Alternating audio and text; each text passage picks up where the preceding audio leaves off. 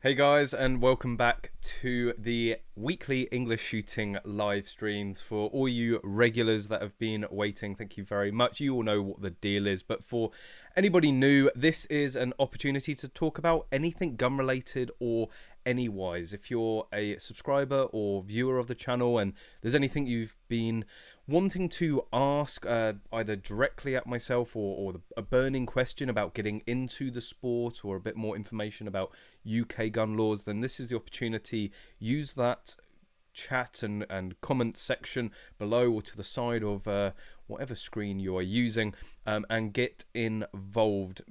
Pretty much nothing's off limits here. We will talk about pretty much anything you want, within reason. Always keep it clean, always, you know, keep it safe in the comments, please. It does help YouTube. And also don't forget to press that like button, because being a firearms channel, we don't exactly get helped by the YouTube algorithms. So likes, views, shares, comments, engagement really does help get these videos out there and potentially reach new people to get into this sport. So there are a number of topics that we will try and cover this evening. The main one obviously being around handguns. It just comes up so many times. I thought it was probably about time to make a sort of a whole live stream about it, or certainly dedicate a good chunk to talking about it. And my word, I've definitely hit some sort of buttons with you guys, because I don't think we normally get this much chat in the comments before live streams start. Load of pessimists actually in the in the comment section, and there is one that I'm gonna have to answer straight away, which was, does anybody know what gun was used in the recent London shooting? Of course, really seriously injuring somebody to do with the BLM movement. The answer is an illegal one. It doesn't matter what it was. Statistically speaking, it is most likely going to be a handgun.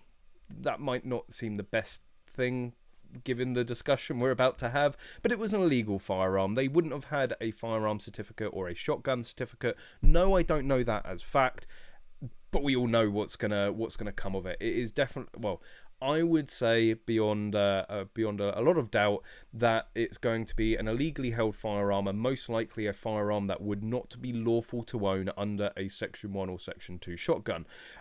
Moving on nicely then to why we should have handguns back if it was a handgun used. We don't yet know.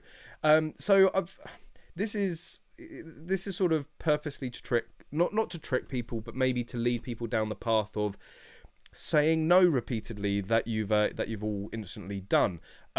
We do already own handguns in the UK, and I'm not talking about the Frankenstein creation of the long-barreled pistol. There are a number of genuine, undisputable handguns that are owned by your average Joe members of the public and are shot on a weekly basis. We have Section 7.3. There was a video that covered this in as much detail as certainly I can go into, around historically significant handguns and handguns that have are significant in their technological advancement, which makes them potentially a collector's piece. There's Section 7.1 as well. So 7.3 allows you to shoot the gun, but they're stored off site. There's 12 dedicated sites across the UK that you can do that. And Section 7.1, of course, allows you to keep the gun at home, but you're not then permitted to shoot it. And since that video has been released, I have heard, and whilst I don't think this is, I think this is definitely operating in the grey area, but I have heard rumours, and a lot of people suggest that there is a lot of flip-flopping,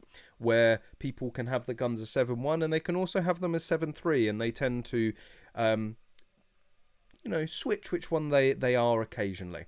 So you can shoot it, and you can also have it at home. You just you can't have them at the have that at the same time. Both of those privileges at the same time. Not forgetting as well that there are Section 5 sporting licenses. Handguns themselves are not prohibited. They are not a banned item. They are just a heavily restricted item, and more heavily restricted than, say, a Section 1 firearm or a Section 2 shotgun. Section 5 is, of course, our coverall. It's the any other weapon. It's everything that you can't have on a Section 1 or a Section 2, and handguns come under that, but it's not unobtainium. You can obtain a Section 5 license for sporting purposes. It was brought in to allow Team GB pistol shooters to continue to train, and there is a pretty much dedicated 7.3 Section 5 range. I believe it's Charles Moore, if I'm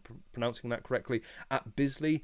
And it was renovated with the sort of specific purpose of being a range that the Section 5 holders for sporting purposes, or even Section 5 dealers for testing and development, could hire out and use, but also the 7.3 guys can book out their guns and also shoot them on that range. I believe it's that range, but there is most definitely a done up range, let's say, at Bisley that is used specifically for these purposes. So really, it's not a question of will we ever get handguns back. We already do, just in very, very restrictive ways and sort of very small amounts. Although 7.3 is fast growing, it's certainly not diminishing. It is growing in popularity and in size because more people are being made aware of it. I wonder who that's down to.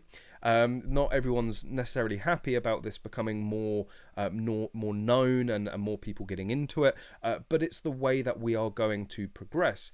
If there are currently 20 Section 5 sporting licenses for pistols and they use those over a number of years and there are no incidences, we have better success on the international stage at the Olympics, there is going to be a very good case for increasing the number of Section 5 certificates or licenses for sporting purposes. And if it works with handguns, why can't it work with semi-automatic 4-bore rifles? And if it's being used for the Olympics, why can't it also be used for other internationally recognized shooting disciplines like IPSC? And this is a potential avenue. I would imagine with the UK PSA's involvement, it would most definitely have heavy involvement from the UK PSA to open these Section 5 sporting licenses to these other disciplines. So the very thin groundwork has already been laid. There is already a very good case that people are regularly shooting handguns in the UK for sporting or, let's say, recreational purposes. 7.3 gets a bit dubious because it is a hobby. You are a collector, but it is meant to be for sort of historic reasons, for historic comparisons or research. But a lot of people do that as a hobby or for fun anyway. So it's recreational in my mind all the same. And it happens every single week up and down the country without incident. And a lot of people that I've spoken to that are mainly, let's say, were initially against the idea of handguns coming back into ownership or let's say wider ownership for sport in the UK. A lot of them will compromise on leaving it in a range.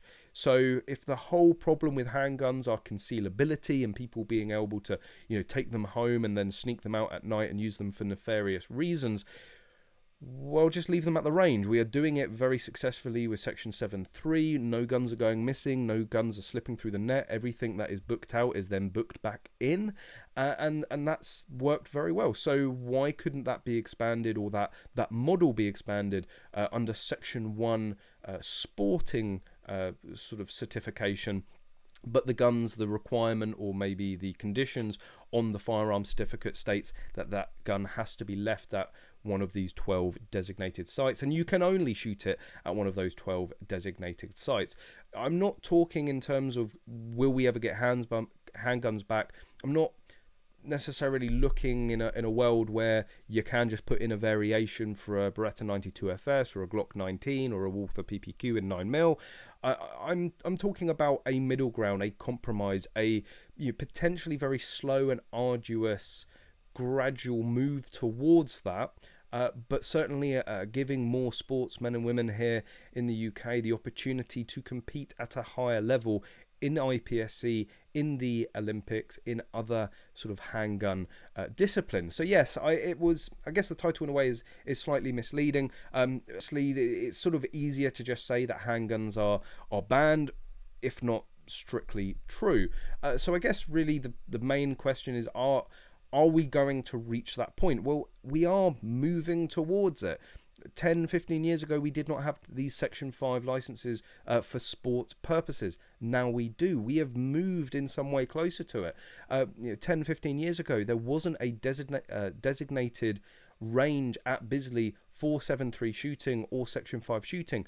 There now is. It's very modern and very well up together. We have moved slightly towards it. And I think something a lot of what the pessimists have to remember is that we do have fact on our side. Whilst fact isn't necessarily used a lot when making gun laws, and sort of facts are maybe overlooked by the lawmakers and government when it comes to guns, we do have facts on our side. The fact still remains that since the 1920s, every time further gun control and restrictions have been brought in, gun crime rises. Pretty much the only thing you don't want to do if you want to decrease the amount of gun crime is not bring in any more restrictions, because it has a very sort of a very steady record, a very consistent record of only increasing crime. 40% of all firearm offences are committed with handguns in the UK, despite them being banned for sporting purposes. So even I'm doing it. Banned for sporting purposes in 1997. Handguns make up the single largest majority of firearm offences. So restricting them even further has not solved the problem. It's actually could be argued the other way. It's made the problem worse. And if 18 months ago the future you would have been teleported in front of you and you would have explained the ride that we've just had, would you have believed them? Things in the world can change very, very quickly and very, very dramatically. And I think this sort of thought of, oh, we're never going to get them back. Well, never say never. We don't know where things are going to go. We don't know where society is going to go as a sort of more broader question. So to say in 5, 10, 20 years time where we're going to be, there could be a momentous shift in the opinion of firearms. There could be, again, 30 years ago or 20 years ago, if you would have said we are going to leave the European Union here in the UK, you would have been laughed at. There are many things that, yes, very quickly or maybe over a very long time have changed significantly. And I always say, if you're of one of these people of, well, we're never going to get them back and we're only ever going to lose them, where's the fight? Where's the aspiration to protect the sport? And I think if you're very much in that mindset, you might as well just go and hand your guns in straight away. There is lots that we can be doing, and I always say that is getting new people into the sport. It's all about numbers.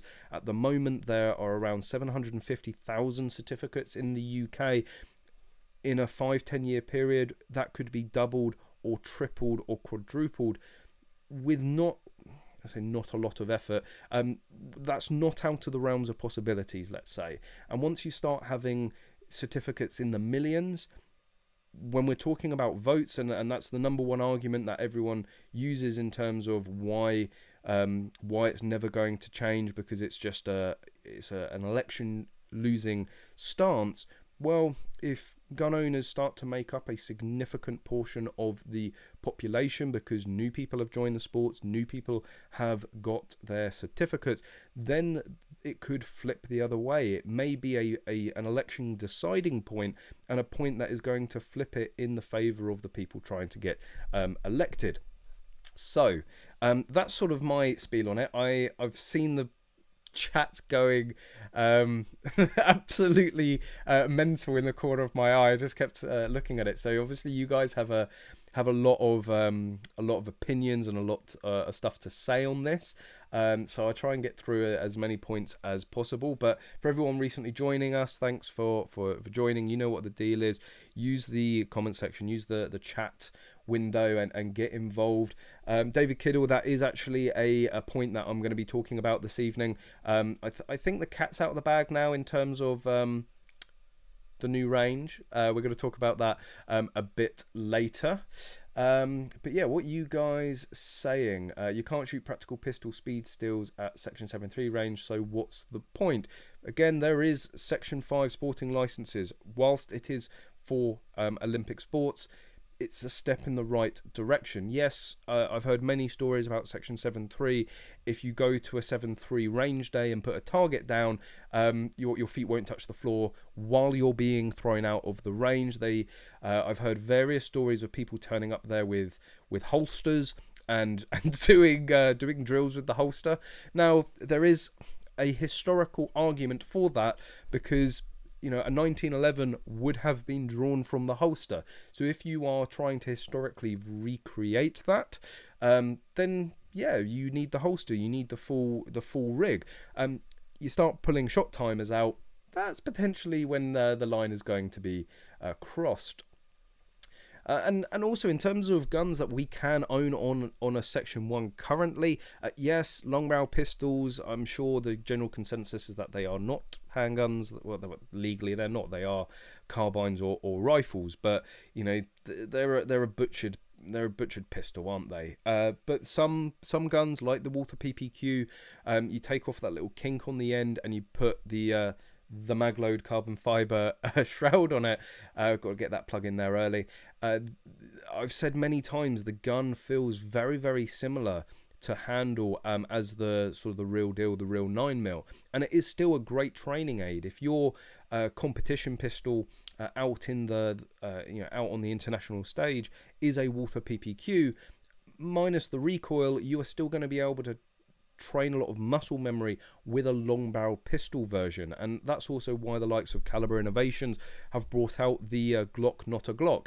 It's a training aid. At the very minimum, you can look at it for a training aid, so you are familiar with the shape and feel of the gun, drawing the gun, loading magazines, using the controls on the gun, so that when you go abroad and you have the full shebang 9mm, you are a lot more familiar with it. And I would say the shooting that I've done with the 2.2 LBP Walther PPQ has kept me fresh in being familiarized with that gun and that platform, so that in October it shouldn't be so unfamiliar when I pick up the 9mm version. So there is the capacity under Section 1 to own firearms that are going to give you sort of cross-compatibility training. We've got a number of CZs being threatened to be released and launched as well. So obviously the CZ Shadows, a really popular competition handgun.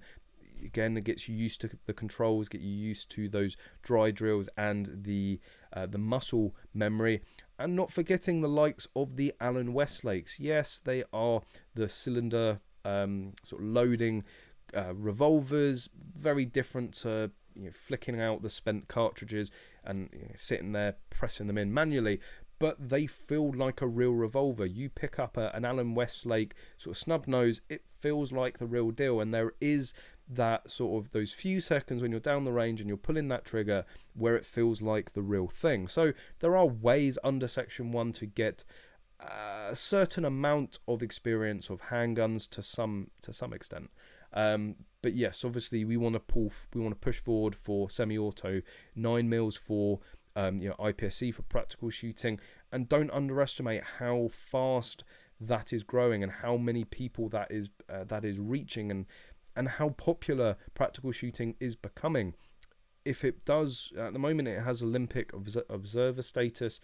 If it gets into the Olympics, and they are currently having 2.2 target pistols under Section 7.5 licenses for sport, why wouldn't they issue 9mm for IPSC if it is an Olympic discipline? So it's baby steps. And yes, to be completely honest, I'm not living in some cloud cuckoo land.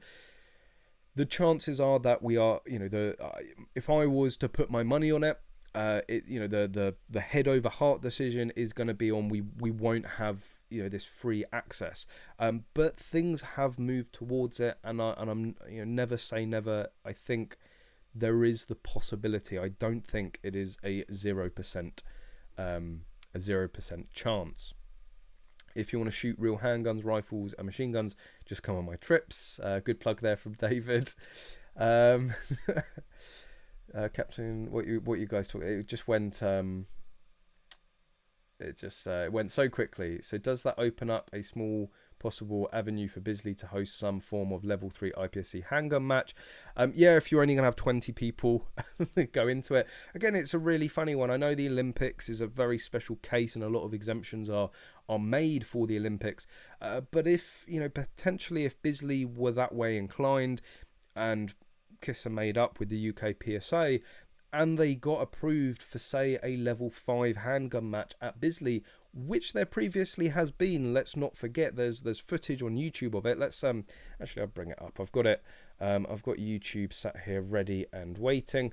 Of course, the handgun world shoot was held at Bisley. It has happened in the past, obviously pre-ban or pre-further restrictions, and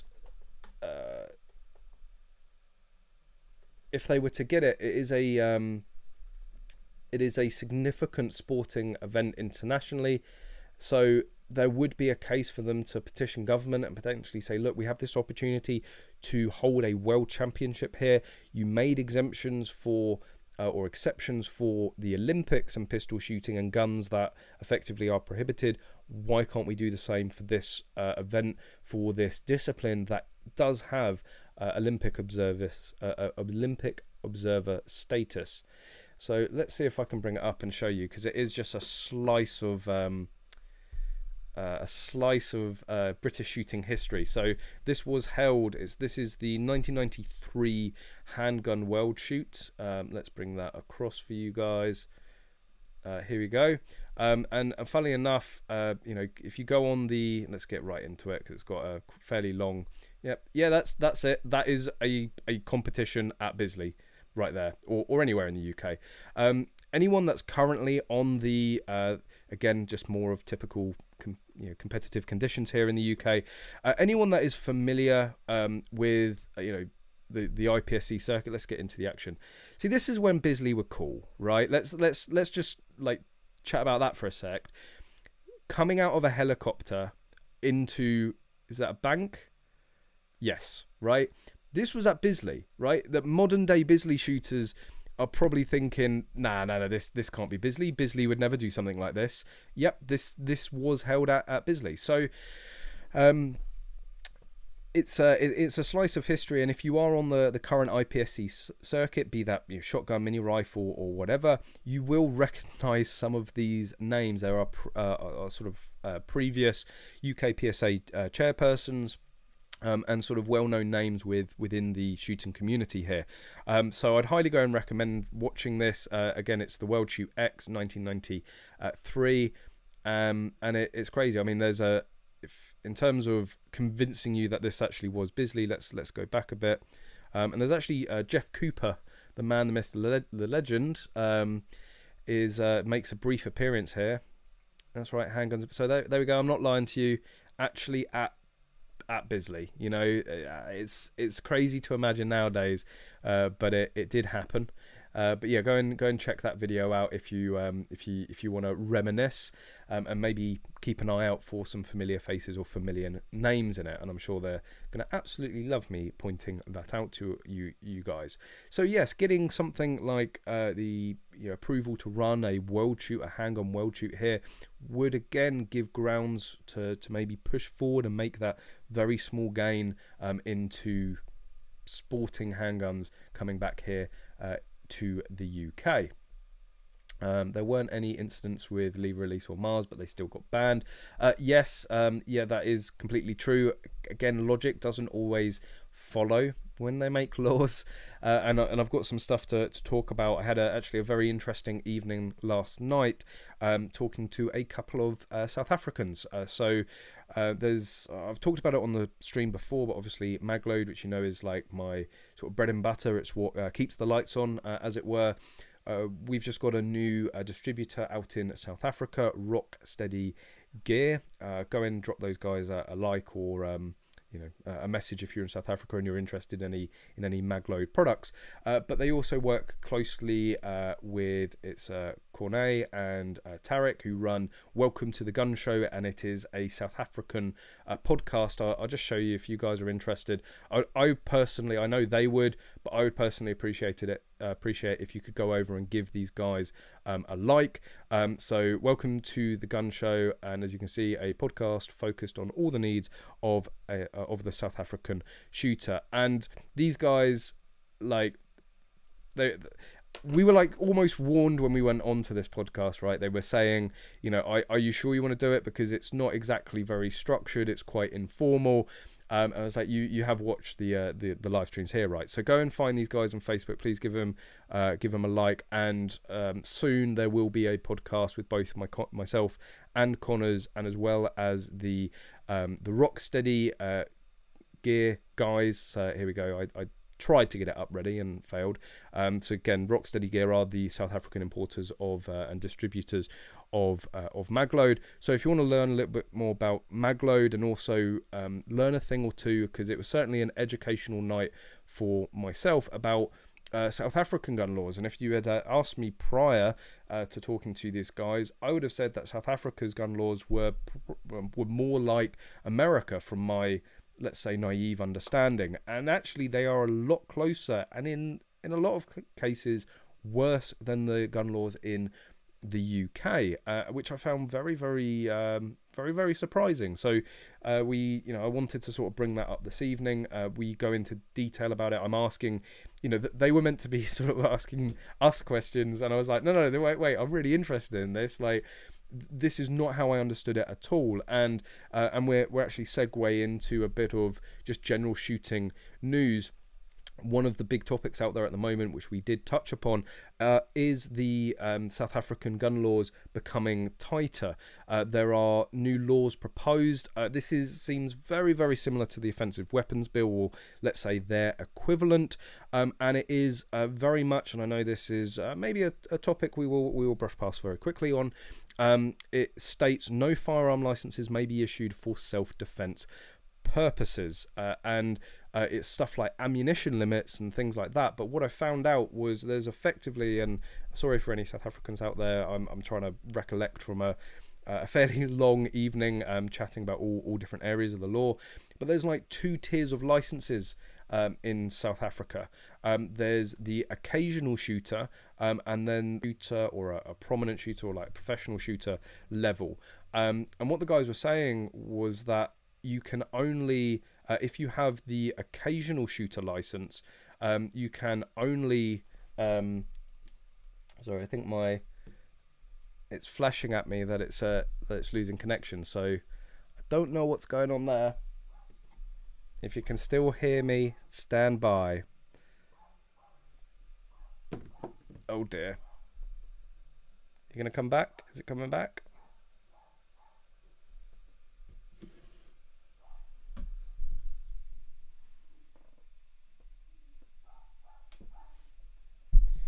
Sorry guys about that. That's it was dropping out. See, this is the issue I have with the internet connection every single time, and that is not a good face that it's frozen on. This is the issue I have every time with the internet. Last week, I've not changed a single thing, and it was fine last week. This week, it's shit the bed. So what more can I say? Anyway, it seems to have recovered. Am I still there? You still here, guys? Hello, I'm here. I'll just carry on, because there is a delay, so it'll probably come up, and now it's saying it's dying. So whatever, we shall go forward and carry on. Oh no, that's just annoying me. It was fine last week. What do I have to do? Have I not sacrificed to the Wi-Fi gods this year? And now I've unplugged my wireless charging pad. We're experiencing some technical difficulties. Stand by. Callum, like a stop motion 70s film. A blue film? Is it coming back? Oh, let's try and reduce the output of it and see if that helps it anymore. Are we back? Thank you for standing by, guys. It's just fucking internet every single time. I seem to be back anyway. Let's hello, welcome back for those that are left. So we're chatting about South African gun laws. This new legislation is coming in, and when I found out that on the occasional license that is first issued, you are only, I think they said you are only allowed 200 rounds of ammunition for that gun. And of course they are allowed effectively concealed carry out there. They're allowed firearms for self-defense. And what they were saying is that it sort of presents these issues where somebody goes to a gun shop, and of course they've got their their handgun on them for self-defense, and they might have a couple of mags for backup. The gun shop will actually say, well, if it's for this gun, how many mags do you have, what capacity are they, and what's in the gun? And they will actually check how many rounds they have on them, on their person, and then will only sell them up to the total of 200 rounds. What this new legislation wants to do is actually reduce it to 100 rounds. And the really funny thing, and really the irony is lost on the lawmakers on this, they say that they want to increase firearm proficiency, but they want to reduce the amount of ammunition that people can have. That doesn't correlate. If you want people to be more competent and proficient with their guns, they need to shoot them more, and they need to shoot more ammunition. So they're under like a major no, not 200 rounds for a lifetime, it's 200 rounds limit. So we have sort of the same thing here in the UK. On a Section 1 firearm certificate, you will have a buy and hold limit on your certificate. And say for 2.2 long rifle, it's usually in the thousands, so 2,000 to 3,000 I would say is around the average. So let's say you have 2,000 on there, you can only at any one time buy a maximum, but also be in possession of a maximum of 2,000 rounds of say 2.2 long rifle. So if you have 1,000 rounds in the safe and you go and buy 2,000 rounds in the shop, because your limit is 2,000, a shop will sell you 2,000. Well, net you have 3,000 rounds. You are over your limit and therefore in violation. And this is, from what I understand and what they were saying last night, is the exact same thing in South Africa, although it is just like a blanket 200 rounds. Everyone has this 200 rounds, and that is it. So at any one time, you're not allowed more than 200 rounds. There are a number of ways to increase the amount of ammunition. So again, I can't remember what they called it, but the next level up, and it was all really around IPSC shooting. So what they were saying was, if I think it's if you attend 3 level 3s, or it was if you have 9 match points, which would be 3 level 3s, 3 points per level 3, 2 for level 2, 1 for a 1, so on and so forth, 4 and 5 for 4 and 5. I'm sure you all well understood that. I've just got you to suck that egg a little harder. So once you've got those, I think it was 9 match points, you can then apply to the South African equivalent of the UK PSA and say, look, I'm going to matches regularly. I'm a proficient shooter. Again, I can't remember what they call it, but I am now I need that top tier license. The national governing body will hopefully then support your application for it. You apply for that top tier license, and then I think either the ammunition limits are removed, or they're certainly greatly increased. Another thing that I didn't know about is in South Africa they license the gun. Now in the UK we do sort of license the gun, but we more license the person.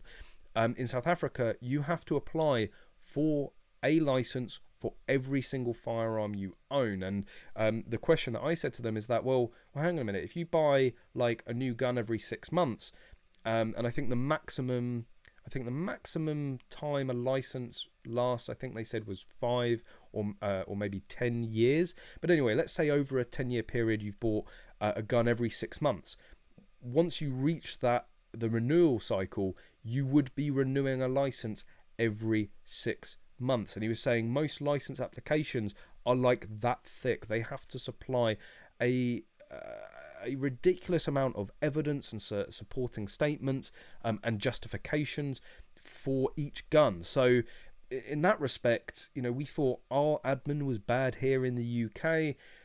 Like the South Africans seem to have it on a whole nother level. Now whilst talking about self-defense is not always the best thing to do on this channel, and if you're me, one thing that I do find that's absolutely bonkers is, you know, I've never been to South Africa. I hope that changes at some point. I would love to visit the country, if for no other reason than to have some proper, authentic South African biltong in South Africa. I've got to take the biltong knife, haven't I? I've got to take that with me. Christen it out in South Africa. Marmaduke Creations, by the way, if you're interested in some stunning knives. This was sort of custom made for me for English shooting. So again, big shout out to Mark at Marmaduke Creations. I digress. When I've spoken to South Africans in the past, pretty much every single South African that I've ever spoken to, when you start getting onto the subject of guns, it is very much, you need a gun out there. And that's not my opinion. That's not my view on it. That is the general consensus of talking to South Africans, either in the UK or online or so on and so forth. It's like, no. We don't have guns because we want them. Like, we have guns because we need them. And to sort of see this, you know, in black and white, that they are going to remove firearms for the purposes of self-defense out there, just from what people have told me in the past, just seems absolutely bonkers. And I've heard some horrific stories out there. It is not uncommon. Again, this is something that was told to me from somebody that had come from South Africa over to the UK. It was not uncommon that, when he said, the issue is when people break into your house to rob you, they don't just rob you, right? They will string the husband up and do what they like, and I'll leave the rest to your imaginations. It's brutal. It is on a whole another level of horrific. It is not just the assault of being robbed and having your possessions taken away from you, and the fear of being threatened with a firearm. They take it to another level, and you are quite often lucky to make it out alive. That is what has been portrayed to me in the past. So it seems very, very odd for what I thought was overly overall a pro-gun country, a gun that, let's say, valued that purpose of having a firearm. To see that's the way it's going, just it's very confusing. So we talked about that at great length in this podcast. So it's Welcome to the Gun Show. I'll most likely put a link out on English Shooting. There were various points that all of us were in absolute hysterics. It was just enjoyable to sit there and chat. Might be a little bit too much for some people out there, but I'm sure a lot of you guys, if you enjoy this stream, you're probably going to enjoy that. And talking of enjoying this stream, we currently have double the amount of people than we do likes. Let's see if we can change that. Hit the like button. It helps share the video, share the channel, gets new people involved, new people being made aware of the sport, and also it makes me very, very happy in my pants. You just can't see below the waist, so maybe we need to see how happy you can make me to see how high that happiness goes. I mean, it's an incentive, isn't it? SA is a I would imagine a lot of the guys that have come from South Africa effectively escaping in the way they portray it over to the UK. I'm sure they would agree with you, but from what I've seen, there's some fantastic places out in South Africa. Very, very beautiful country, again, from what I've seen online, and I would love to visit it one day. Although it wasn't sold in the best way to me from an old colleague. He loved traveling all over the world, and he'd been to South Africa, and he said, oh, you absolutely must go to South Africa. It's not as dangerous as everyone says. I only nearly got mugged once. And I'm like, right, I've been abroad a number of times. I've been fortunate to travel, across Europe and to America. Touch wood, I've never once nearly been mugged in any of those countries. That's not a good success rate. You've been to South Africa once and you were almost mugged once. That's going 1 for 1 there. So one like equals 1 FPS. You're talking about my frame rate or my penis rate? Don't know. F for the FPS. I can't help it. I'm literally streaming tethered to my phone because I've given up trying to get any useful data rate out of the Virgin Media box that we have. Thanks, Virgin. You know, the Virgin is the sort of company where you phone up and you go, "There's an issue," and they go, "No, there's no reported issues in your area." I'm reporting one. Oh, let me have a look. Oh, you're right, there is an issue. The fact that I can't use my fucking internet would suggest there was an issue. I think I'm going to be more aware of that than you. Anyway, Virgin, little Virgin rant there. Which Joker hit the dislike button? The Joker that wants to see an inverted penis, basically. That's who did it. I mean, if you're into that sort of thing.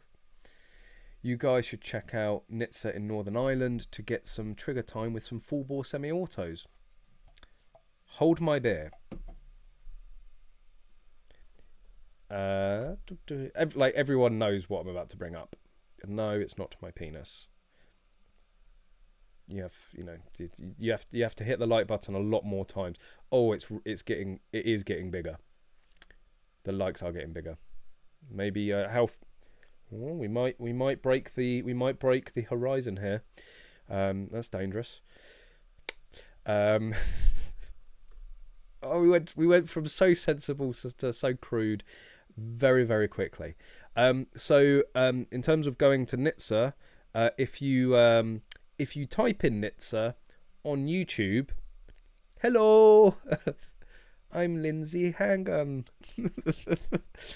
Yes, I have been to Nitsa in the past. It was an incredible range. Really enjoyed it there. And actually, I think the owner or operator or manager or basically the guy that runs it, I think, is usually appears on the stream. So he does. You know, Nitsa is sort of part of the stream in a way. But yes, 1 dislike equals minus 100 millimeters. I don't have that much to lose. Please, no.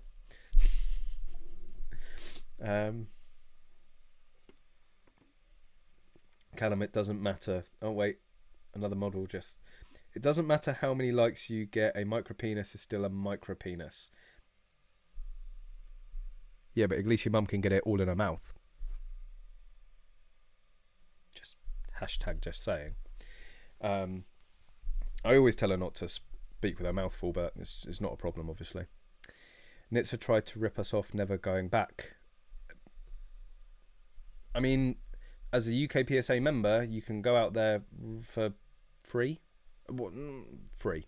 Like, you have to pay range fees, but I believe it's like, no, you have to pay obviously like your day membership fee and then the range fee. If you were a member, you wouldn't have to pay the day membership fee.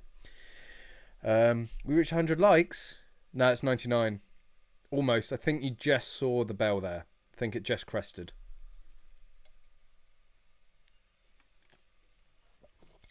$100 likes equals Connor's shooting. No. I changed that to 200 likes. We raised the bar. That goal was many streams ago. That was before. Like, I think the channel only had like 20,000 subscribers. Okay, it's only gone up by like 10,000, but I think we were getting like 50 people a stream, and now we get like 150. 100 likes doesn't. It's got. I think it's 1,000 likes. I am really gonna regret saying this. If while live on a live stream we ever get 1,000 likes, I will change the channel name to Connor's Shooting. There we go. That makes him. That will make Connors happy. Callum, you said that English cannot share Section 1 shotguns. Since when have they not been allowed to do this? Do you know? How can we get more British people into the sport? Since there were Section 1 shotguns. So Section 1 shotguns aren't specific, or long barrel pistols for that matter, aren't specifically excluded. Sorry, they're not specifically excluded in the letter of the law. They're just not included in the exemptions that allow you to share them. If that makes any sense whatsoever. It sort of did in my head. Maybe. But basically, the exemptions to be able to share them do not exist for Section 1 shotguns or LBPs. And that is why it is only the certificate holder with that exact gun written on their certificate that can shoot the gun, unless you're an RFD. So see, that's just what the law is. It's not up. There are some people that disagree, and it gets very, very messy. Like the people that I trust, people that are legal experts and sort of firearm law experts, they are pretty unanimous in the fact that you can't share them. How can we get more British people into the sport? Like this live stream, share the live stream, subscribe to the channel, share all of the videos. Like, just hypothetically speaking, if everyone watching right now, every day for the next month, shared an English shooting video, how would we gain more?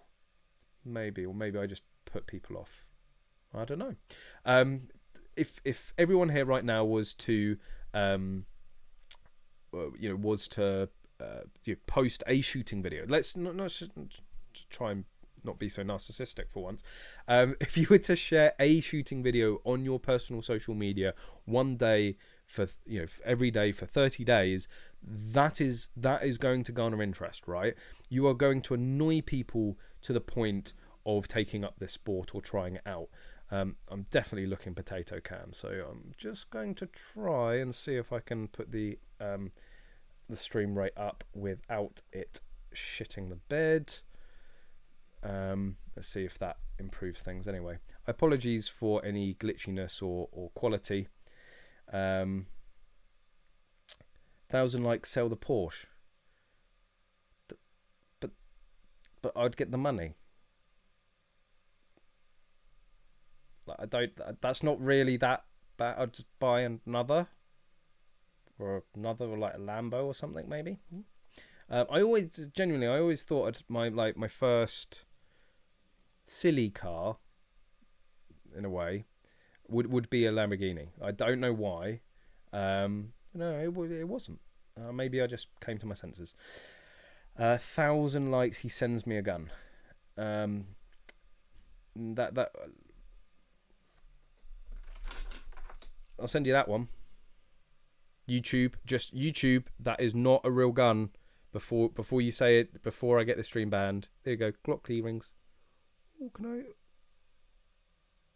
There we go. Yeah, that's Will we ever get handguns back in the UK? Yes. There we go. I'd love for it to be functional. It's not, but it is a genuine Glock. It's the closest thing I can have to a handgun, that's for sure. Section 1 shotguns are not shotguns, ergo they cannot be shared. Yeah, you're not wrong, but a rifle isn't a shotgun and they can be shared. Like, I know what you mean, like, but it's just the exemptions don't exist for it, basically. Best way for everyone to try and introduce one person a year, and we would double the numbers every year. Absolutely. This is like one of the key strategies, and that's sort of what I was getting to in the whole idea of posting a video on your social media, of shooting video once every day for 30 days. You are naturally going to have friends contact you going, hang on a minute, this is legal to do in the UK, and it's at that point you go, yes, I'm going to the range on this day, do you want to come and join me? And I've said it a million times before, the best way to get somebody hooked on shooting is to get them to pull a trigger. It's a very we all know, right? We all know how much of a slippery slope pulling a trigger can be, right? Because you never just pull it once. It is a spiral. Next minute you're on a street corner taking £2.50 for God knows what sexual act to pay for your ammunition. You certainly are if you're in the States at the moment.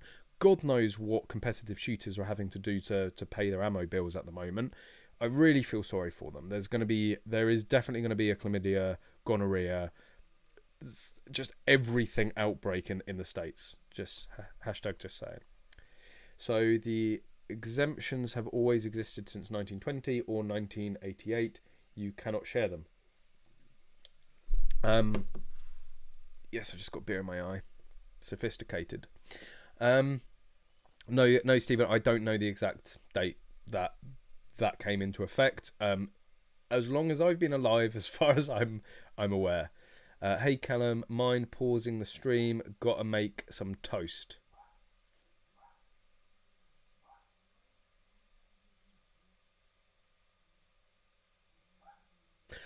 I hope you like your toast mildly done, because I'm not waiting that long. Anyway, if a short firearm... Most of you are like clicking off now because you think the stream's frozen. No, I can't act that well. If short firearms are legal in Northern Ireland, can you get a short-barreled centre-fire AR? You might want to talk to Mike Lindsay about that. I'm not entirely sure. Like, I know 100% you can have pistols, and I'm pretty sure you can have semi-automatic rifles. I think. I'm not 100% sure on that. I tend to ignore laws that are better than ours in terms of what you can own, because it just makes me upset. I just deal with what we can have, and just deal with it. Obviously, we have to get the youth for support. Yes, young shooters. This is why I hate the comparison. Call of Duty, right? There has been a massive increase in interest in shooting sports due to games like Call of Duty. And yes, I know what you're saying. You said kids going around shooting people on video games, suddenly they're going to want to own guns. Yeah, just in the same way, and it's a weird comparison. I used to play, Grand Theft Auto. I played the original, the OG Grand Theft Auto when it came out. And I remember in GTA, when was the first one you could do this? I think it was GTA 3. Picking up hookers and then killing them to get your money back on GTA, right? And I turned out all right. I've definitely not been deemed a danger to the public. Anyway, there are loads of people that haven't been deemed danger to the public that play GTA and have turned out just fine, right? Video games do not cause violence. That is a myth. It has been dispelled amongst quite reputable researchers. There is no correlation between kids playing video games and an increase in violence, right? What Call of Duty does and what those sort of games do is because they are becoming so much more detailed. I remember when you used to play a first-person shooter and the gun was just a block. It was something that you would get out of Minecraft, right? There was no detail on it. You couldn't tell what it was. I mean, tell a lie. I mean, GoldenEye, there are particular guns that you sort of know what they are in GoldenEye, but the detail's not just there. And whilst I haven't played any of these games for a very long time, from what I have seen online from streamers, like the detail you can go into in speccing out like an AR-15 in Call of Duty is absolutely insane. The different optics that they have, and they all have real life counterparts, right? And what ends up happening is kids realize, fuck, you can own these guns. Like, you can buy an EOTech or an aim point, or Vortex, or you can put a Magpul stock on it, or you can put this stock on it, and these four ends, and you can have a 12-inch barrel, or 14-inch barrel, or 16.5-inch barrel. And they realize you can do this in real life. Just like with racing games and car games, you have those. A lot of adults end up going and buying their childhood dream cars because they've either seen them in a movie, or they've played or driven them in a racing game. And I see the same thing happening with guns. It is sparking an interest in guns, and certainly in the UK, when people find out, oh shit, you can actually own guns in the UK, and you can actually own, certainly for the historical firearms, pretty much anything historically, as long as it's not full auto or semi-auto, but any historic sort of World War I, World War II bolt action rifle that you use in these games, they learn the history about them, they learn the different capacities, the different functionality of them, and then in the UK they realize that you can actually own them for real and go and compete in CSR. You can go and shoot them long range. they want to do it. So it's a brilliant gateway, and it is certainly something that as a community we most definitely should be capitalizing on. And that's where I think practical shooting comes in. I think a big part of why practical is growing so fast and growing so fast with younger shooters is because it's dynamic. Like, and I don't mean to just shit on target rifle, right? But even the most avid target rifle shooter has to admit it's a little bit dull. Right, it's not the most exciting sport in the world. Let's be honest about it. I've got no problem with it. There's a huge amount of skill involved with it, a huge amount of dedication that it will take for you to get to the top step of a target rifle competition. And I'm not saying I could just rock up and do it myself, but it's a hard sell, right? Again, be honest about it. It's a hard sell. You get a 14-year-old and go, here's your jacket. There's your fisting glove. And here's a funny cap for you, and and here's a sling and all this, and next minute they're looking like something like a patient out of a mental ward. It's a hard sell, right? And when you also drop on them that the jacket's £1,500, it's like no fucking way, right? But practical shooting, he says about gear being expensive and Magload Nexus, but anyway, it's not expensive. It's worth every penny, I'll have you know. Practical shooting has a much lower barrier to entry, but it is also more appealing because it's more dynamic, because you are combining many different things. There's strategy to it, there's athleticism to it, there's accuracy to it and speed to it, and then it's all mixed in around a gun. It's an easy to sell to a 14-year-old, and that's the way you got to look at it. Which, give me some suggestions, right? Disagree with me. I'm used to it. Which discipline of shooting sports do you think is going to appeal to a 14-year-old the most, right? Or a 10-year-old, right? Like, if it's not practical shooting, what is it? What is the discipline that is going to attract the most young shooters? Because 100% my vote is practical shooting. I honestly can't think of another discipline that would be more appealing to a 14-year-old. So I'll wait for those to come through, and I know like the first one's going to be something I just completely forgot about.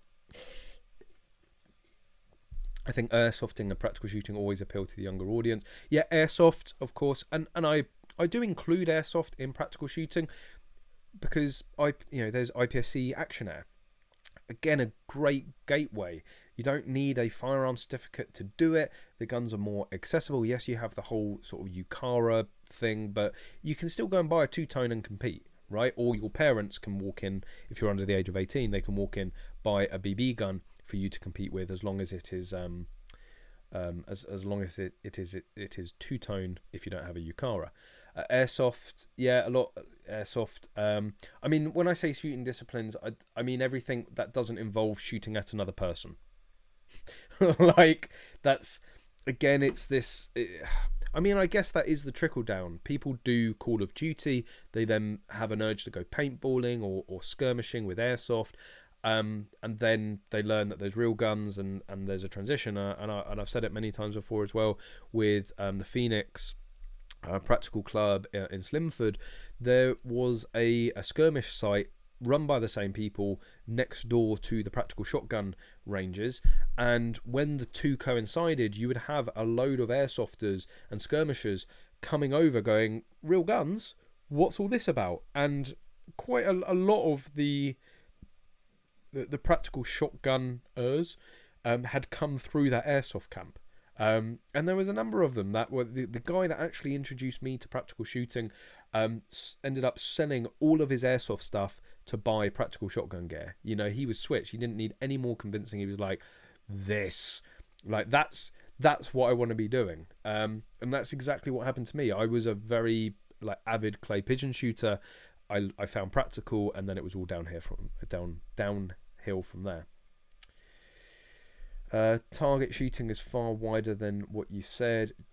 Just get down to Bisley. Yes, again, when I say TR, I mean single shot 308, right? Like Queens and all that. It's pretty much all the same, and I mean like proper TR. Yes, in terms of long range shooting, in terms of target shooting, there are many different disciplines, many different competitions, many different distances, many different firearms that you can use in many positions.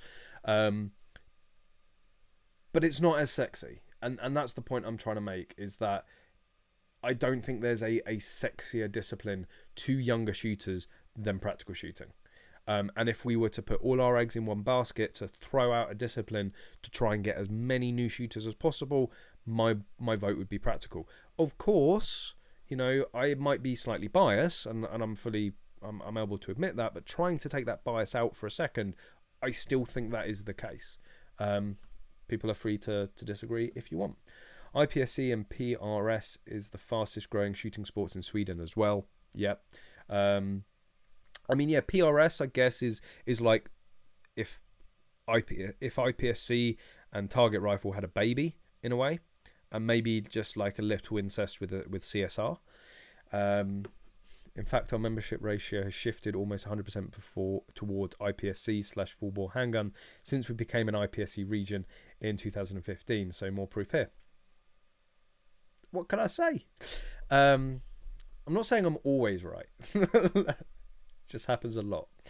I don't know. Huge full bore centerfire rifles are pretty sexy. Yeah, but like if you think that, you probably also think your sister's sexy. There we go. That's just half of the shooting community I've just pissed off. Like I don't get it. It's fun. I've done TR. But as soon as they get those fucking jackets out, as soon as they get the glove out there, it's just no. Like any excitement I had to shoot the gun, gone, right? And just like each to their own. If you enjoy doing it, it's a shooting sport. I will support it till the bitter end. So, you know, I'm not casting it aside. It's just this is purely my personal preference. Like an AR-15 is far sexier, right? How can you say a huge full bore centerfire rifle is sexier than an AR-15? It's just, again, personal preference. Some people like to marry their sisters, some people don't. It's each to their own. US PSA and 3-gun would grow here if the US in the US if ammo wasn't available. Again, the US is a great example for this, because like 3-gun and IPSC has just exploded out there. It is huge, and again, hugely popular with the younger shooters. Hashtag bring back pistol. Yes, that's the message we're trying to get out there. I've been interested in firearms for a while. Most of us youngsters have a more American view on the sport. I would say watching things like 2-gun, I guess that's 2-gun matches, maybe. America actually doesn't, in a way, do us a lot of favors in terms of trying to get new people into the sport, because most people's perceptions on firearms and firearm ownership in the UK is based upon America, right? And it doesn't do us any favors, unfortunately. But you can get a full bore AR-15, yes, but it wouldn't be a TR.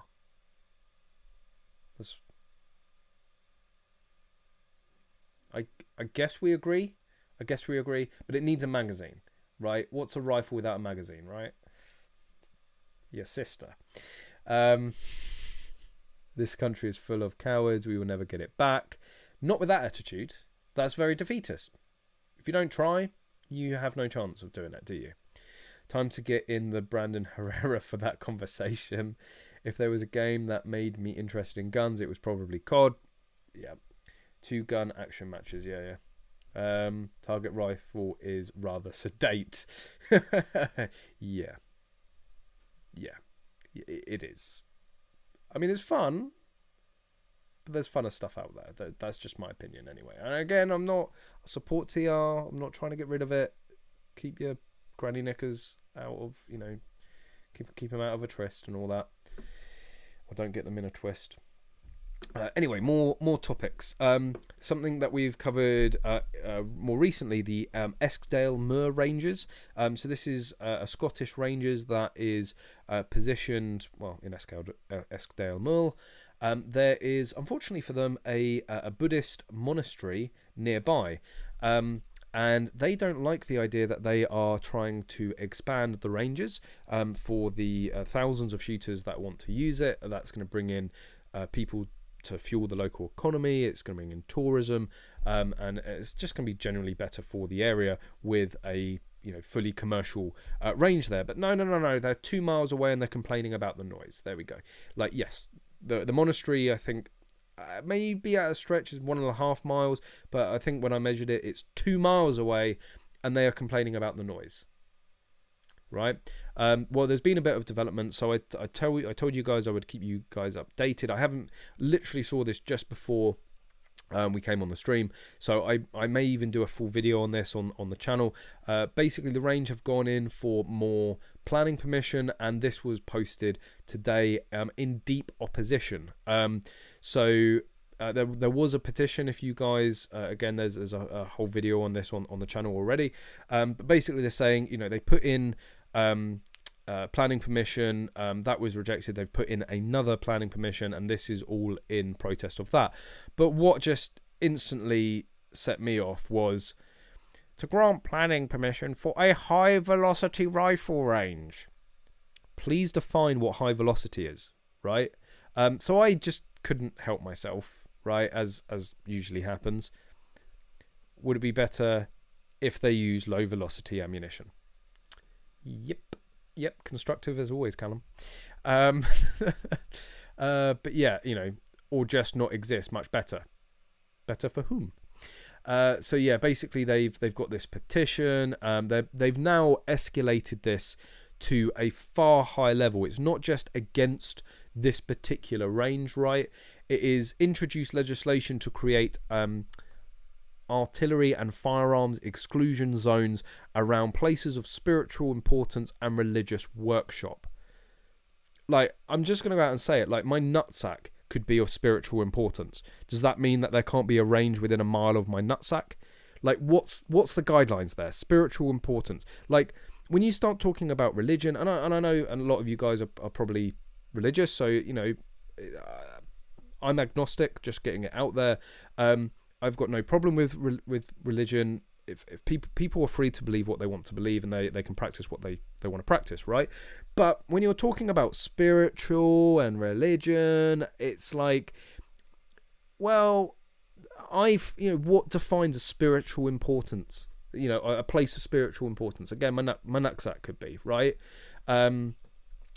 It's just very wishy-washy, and they are now trying to bring in religion as a defense against ranges, right? This is how sort of unhinged they've got at this point. They're chucking anything, and let's not forget, it's not like this is the monastery, right? And as far as I'm aware, like the monastery themselves, like at the time, I mean, I think this is something to do with London.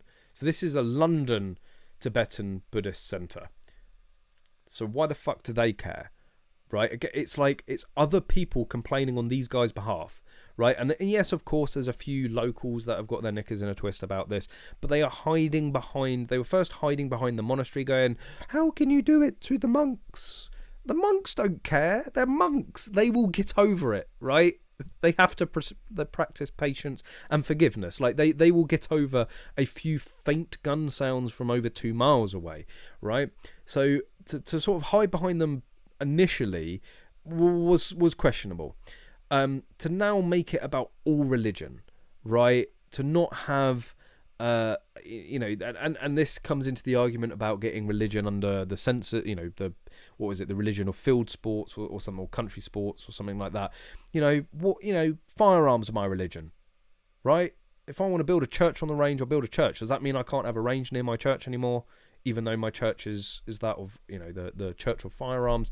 It's just silly, right? So they've done this petition. I'm sure there will be a counter petition. I was in contact with guys within these clubs, so I will drop them a line and see if they've got any further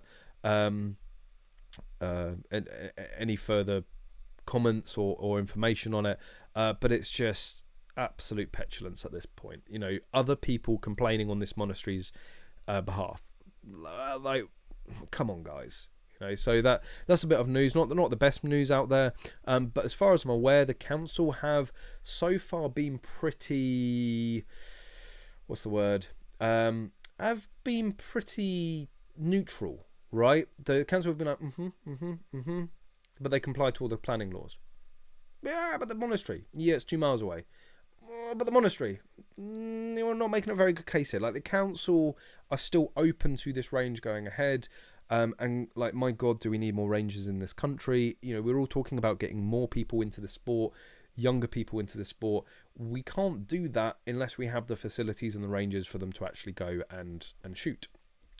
So yeah, a bit of shooting news for you guys. Mandalorians. They're not Mandalorians. They're monks. There should be a petition for the development. There is a counter petition. Let's see if I can find it on the channel, because that would be really helpful.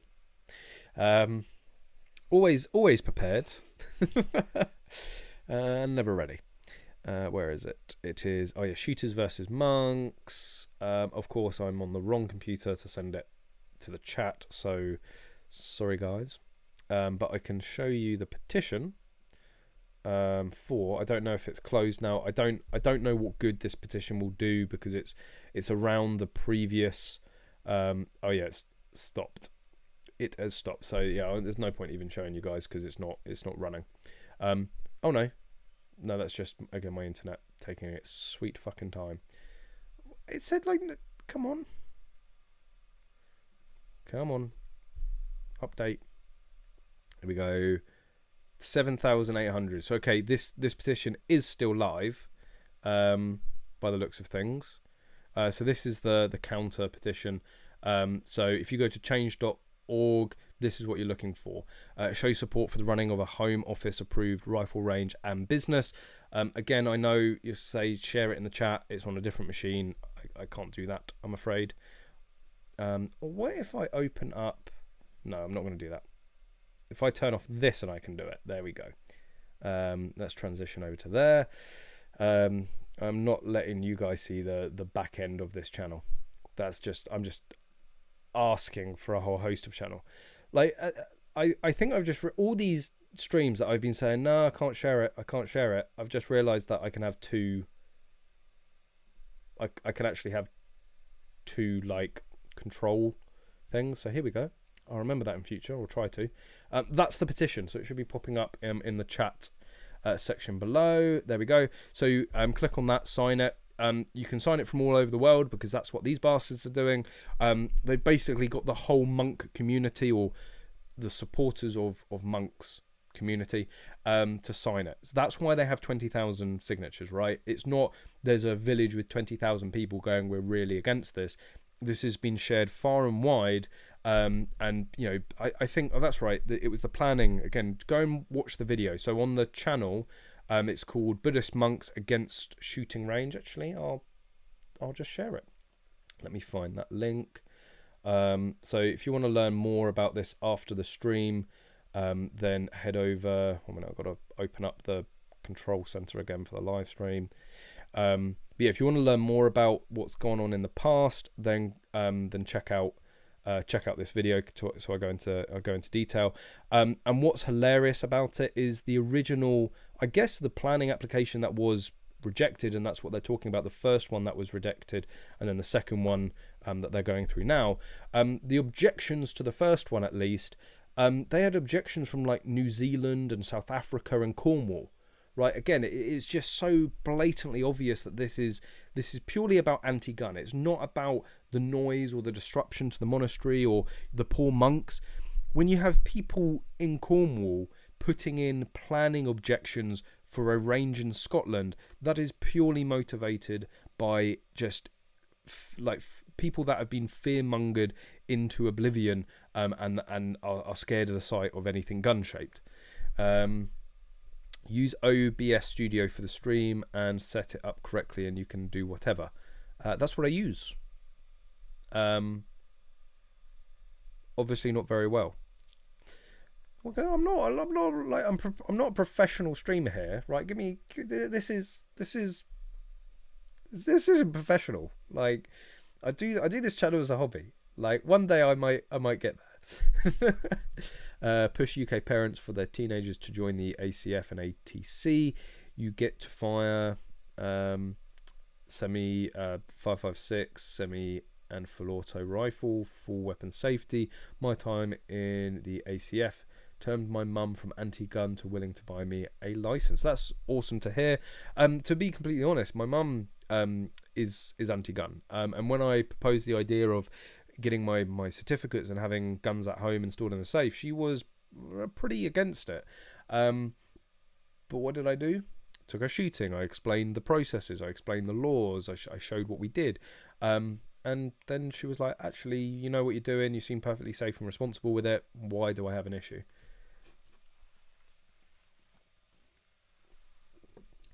Freedom once taken, never get back. I'm Polish. I think I wrote correct. Yeah, pretty good English, Markin. So, yeah, you are right, but we don't want that defeatist attitude. You can get things back. Things can be changed, you know. Once we lost the freedom of being an independent country and we joined the EU, did we lose the ability to leave? No, because it happened. You know, things can happen. Callum, getting back to gaming, which I agree has made younger people, potential shooters interested in our sport. Have you seen the game Escape from Tarkov? It's the most accurate firearm-specific first-person shooter ever. No, I haven't. Again, I'm not a big game. Well, I play like games on my phone. I used to have. This is a story I've told a few times on the channel, but it's very apt to this conversation. I used to have a lot of games. I had an original Game Boy. I had an N64, a PS2, and I had an Xbox 360 at one point. I had a PlayStation Portable, the original PSP. What other gaming? Oh, Game Boy Advance. Have I had any other gaming like consoles? No, I think that's about it. But I had an Xbox 360, right? And it had the red ring of death, the good old red ring of death.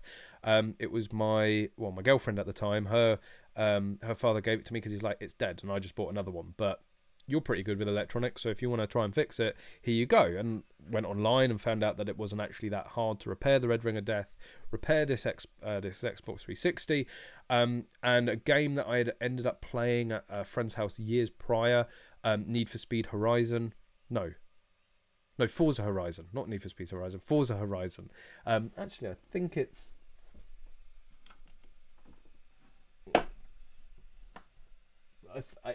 I swear I saw it on these shelves a while back. Anyway, Forza Horizon. I think it's Forza. You know what I'm talking about. I just loved it, right? And I went and bought that game. Put it in, and I had like a week or two before the my final year at university started, and I had nothing to do. I wasn't working at the time. I had no like sort of pre-uni work to do. So literally for a week or 2 weeks, I solidly played this game. And when I say solidly, I mean like non-fucking stop. I played it. Absolutely loved it. And then I obviously didn't do as good a repair job as I thought. The Xbox broke. Again, I got the red ring of death. And I went to repair it, got a little bit too hasty with the hot air gun, and damaged a component, which I was like, oh, now it's not a quick and easy repair. And I had this. I went on to CEX, so that it's like a game exchange in the UK, and they were like, an Xbox 360 was like 90 quid. I was like, right, I'll go and buy a 360. It will have a warranty, and I'll continue playing Need for Speed Horizon. Not Need for Speed, Forza Horizon. Jesus. Anyway, and I just sort of had this moment where I went, well, hang on a minute. I'm just about to start my final year of university, where I need to concentrate the most. And I have a gaming addiction. It's why I don't have gaming consoles, right? I can't keep off of them. And I thought, what if I go and buy this Xbox, which isn't going to break on me and it's going to have a warranty, I am going to fail my final year. And plus, whilst everyone needs some time to like blow off steam, it is, in a sense, that it's not a productive use of time. You don't have really anything to show for it afterwards, apart from, you know, blowing off some steam and your own sort of well-being on just, you know, switching your mind off for a few hours playing some games, which I greatly see the value in. I just thought, I want to build something. I want to make something. If I'm going to have something to take my mind off of uni work, I want to be building that. And that is how English Shooting started. Because a couple of years prior, I had already had the idea for English Shooting. I'd created the channel. I'd done a little bit for like branding and stuff like that. And then I didn't do anything more. And then it was like, I had this decision. I was like, buy an Xbox and just play Forza Horizon the whole time, or like do the YouTube channel that I thought that I had the idea of a few years prior, and that's what I did. I really wish I'd bought that fucking Xbox. There's many sleepless nights. Why didn't I just buy the fucking Xbox? My life would be so much easier. I'd have firearm certificates. I'd have my own guns. I'd be able to shoot when I want. But on the flip side, at this point I've lost count of the amount of messages and comments of people saying like it's these videos that got you into the sport, which makes it more than worth it. And no, I'm not just saying that. If it took me to lose my license to get the potentially hundreds, thousands of shooters at this point into the sport, that's a price that I can pay. And I've only just started.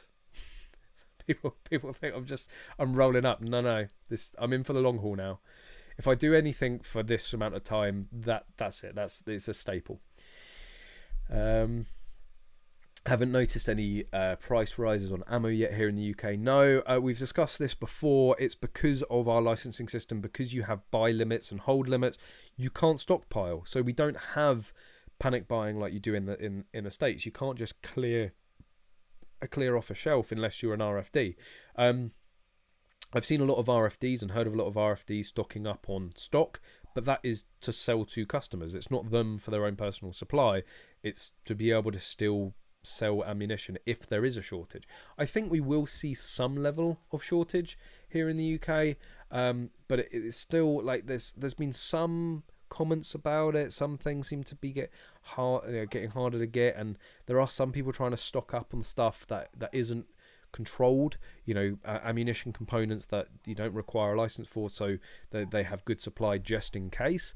But yeah, you can still get all the top brands, and as Captain Cracker said, and what I've said many times on this discussion, we actually have some of the best like ammunition manufacturers. You think about shotgun cartridges, what we have: Ely, we have Hull, we have Game Bore.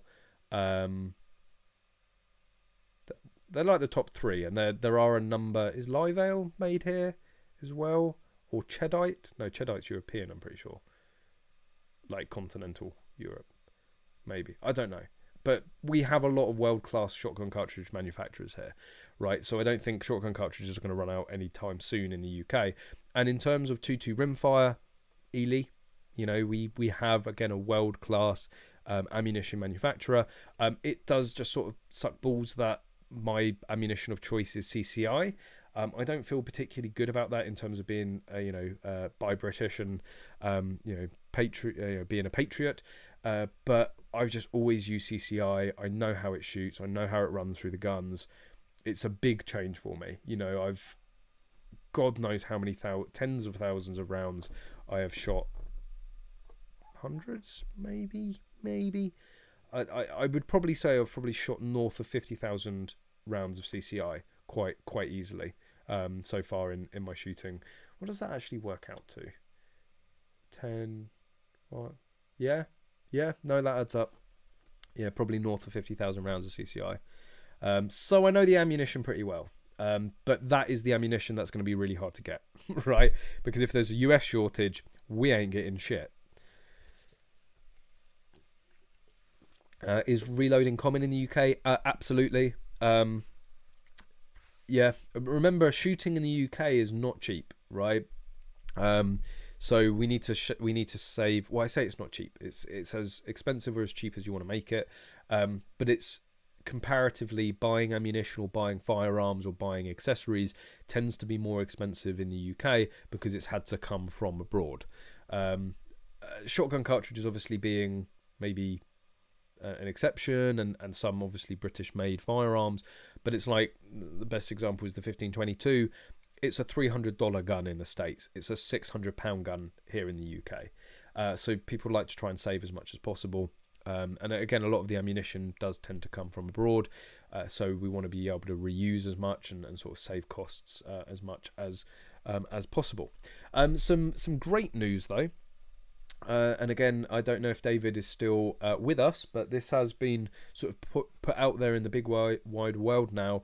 So Kentucky Firearms Club, a club that I recommend to anyone thinking of joining this sport and getting into it. They've been my main Home Office approved club for many years now, and they've seen me through thick and thin. They have secured their own range. They have their first shoot there on the 5th of June. So if any of you guys are interested, I think you have to be a KFC member, but I would strongly advise joining KFC as soon as possible, because as soon as pictures and videos of this range start to get out there, they are going to have a mammoth waiting list. This is, when I say a range, it's actually a quarry. But I believe I measured they can have like 500 yards line of sight shooting. There is enough room there for multiple bays. So everyone, and it's another thing that I was going to touch on in a sec, everyone's going on about the Yeverley range, which is a fantastic facility, and I'm very much looking forward to going back there this Saturday. That range, the bays there, the practical bays or the speed steel bays that they have there, it's potentially world class. It's not even finished yet, but it's up there with some of the ranges that I've seen abroad already.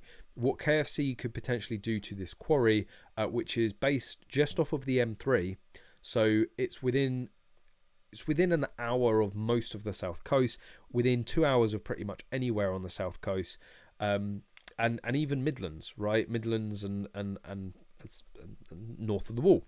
It's when they build these bays and they build it into the range that even if they build it in, if they build a tenth of what they have planned, it is going to be potentially a mini Bisley, right? It could be potentially be a really big thing. So they've got their new range. Unfortunately, I can't make it there on the 5th for the first shoot there, which was really annoying. I might be able to make it quickly in the morning and then come back. I definitely can't shoot the full match, unfortunately, but I am dying to get my eyes on this range and get some videos and put that out there. So Kentucky Firearms Club, if you're looking at getting into this sport and getting started, I can highly recommend them. They're all about getting new people into the sport. They're all about introducing people to the sport. So, you know, go and hit them up, go and become a member. It's like 50 quid a year. They're a Home Office approved club. You do 3 shoots with them. You become a full member. You can get your firearm certificate. It's as easy as that. So yeah, 5th of June, UK PSA level 1 mini rifle at the new range. So yeah, very excited. I'm going to try and get down there for at least an hour or two, but I do unfortunately have prior engagements. Texas passed constitutional carry. What's the British opinion on that? I did actually see like a really funny meme. So it's the podium meme where you've got the guy biting the medal and spraying the champagne, and then it pans out and he's third. Because I think it's, correct me if I'm wrong, there's 19 states. There were 19 states before, or maybe it was 21 or 19. Anyway, there was around 20 states prior to Texas that got constitutional carry. So, you know, like what my thoughts are is like, why weren't they first? Like, this is Texas, you know. Why did it take them so long? What's the opinion on constitutional carry? Move on swiftly. It's a tricky subject for me to approach.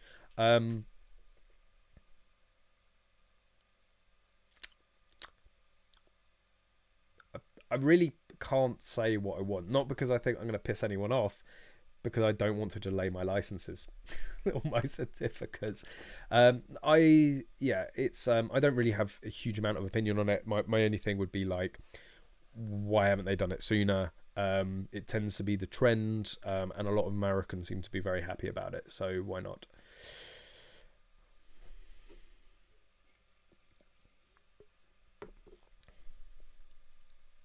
Washington DC had a handgun ban.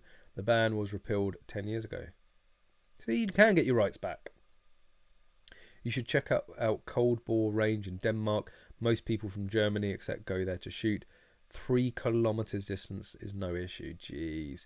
We are planning a trip out to that neck of the woods. We want to go out to Finland is like the main priority to go to, and Norway as well. We'll probably stop off in Sweden, because just for the nostalgia, and obviously Denmark is right in that neck of the woods. So no, sorry, did you say Denmark? Was it Denmark? What did you say? Sorry, I've gone completely blank. I only read it like 2 seconds ago. Yeah, Denmark. It's all that sort of neck of the wood, although it's deceptive. It's like the States. You go, oh yeah, you'll just drive across from, Norway to Sweden. Yeah, it's big, expansive lands out there. And as I briefly mentioned, it is the speed stills this weekend. If you want to learn a bit more about speed stills and tempt you to sort of to visit this range, it was this week's video. So this was the previous speed stills. This was the first competition held at the new Yevely ranges. So Yevely estate already has, there we go, that's what I wanted to show you. So this is what I was talking about. So Yevely estate is predominantly a clay pigeon ground, and they've been doing clay pigeon shooting for a number of years, but then they built this, right? And try and zoom in, that's a standard tub, table, chair.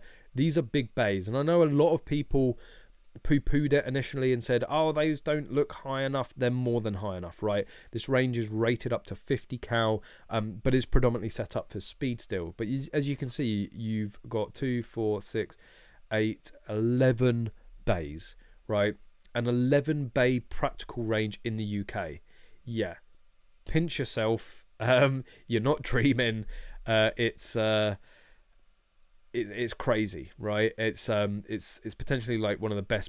It's could potentially become one of the best practical ranges in the country. Unfortunately, though, because of noise, they don't want to do a lot of practical shotgun or any practical shotgun, just mini rifle to begin with. But hopefully, over time, they will change that. But it's incredible, and there's going to be another match this weekend, which I will probably do a similar video to, or maybe like mix it up a little bit.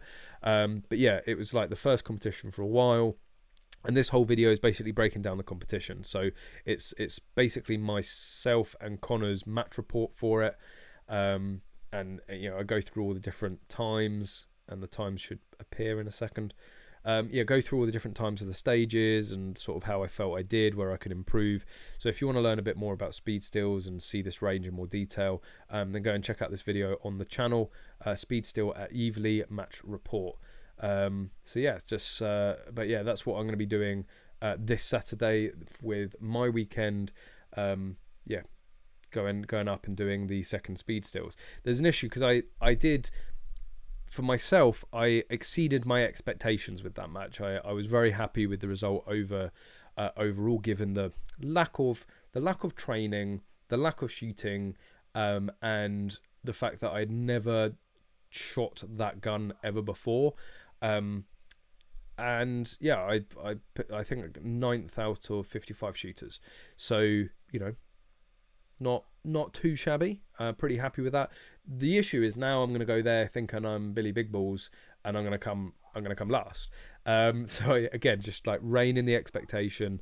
And what Connors and I say about this is speed still isn't a discipline that we've done a lot of, or we really intend to do a lot. We probably will do a lot of it, but to really do it seriously. A lot of the products that we sell or Maglo aren't necessarily focused on speed still. They are more mini rifle, more practical shooting, it's like a flared magwell. For speed still, well, you're not loading under time or under pressure. Still would make it easier for you. And something, this is something I actually forgot to put in the video.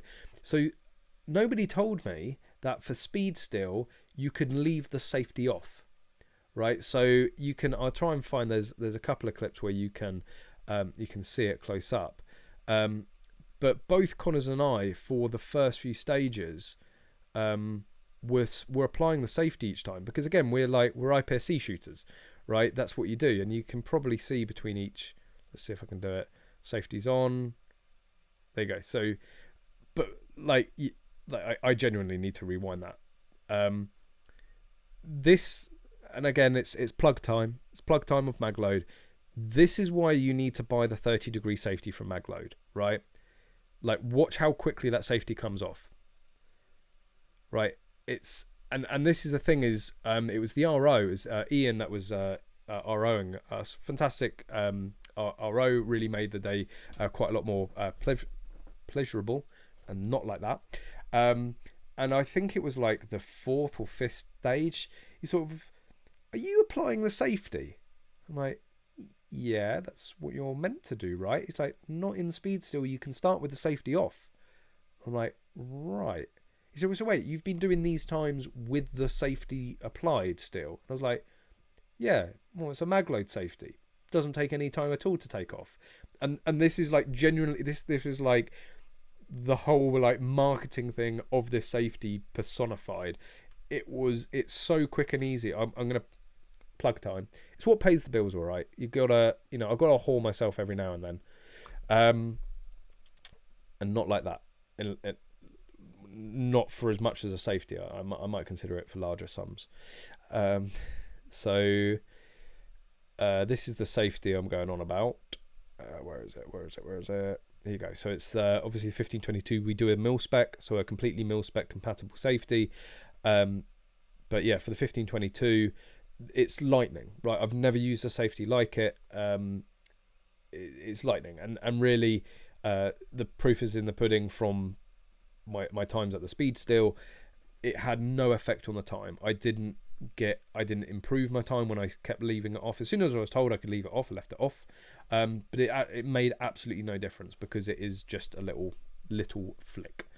But yeah, there's it was just really funny, and he was like, fair play. And I almost thought, well, this is what I train, so I'll carry on doing it. But I thought, no, if it gives me an advantage, I'll take the advantage. But it really didn't.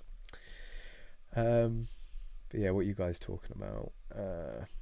Thumbnail looks like you were at Oak Tree Gun Club. I've been to Oak Tree. If you're talking about Oak Tree in California, outside of LA, that is where I first shot handguns. I'll get that video up. So let me see if we're talking about the same range. So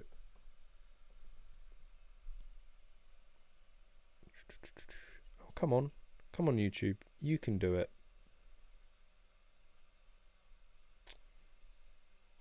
Oh, I can't remember what it was called. Oh, you're talking about the thumbnail for this video. Yes, that was. Sorry, I thought you meant that you saw a video, you saw a thumbnail, what I was just showing on the screen share. The thumbnail to this live stream was at Oak Tree. That thumbnail is me shooting a handgun for the first time. Little known fact.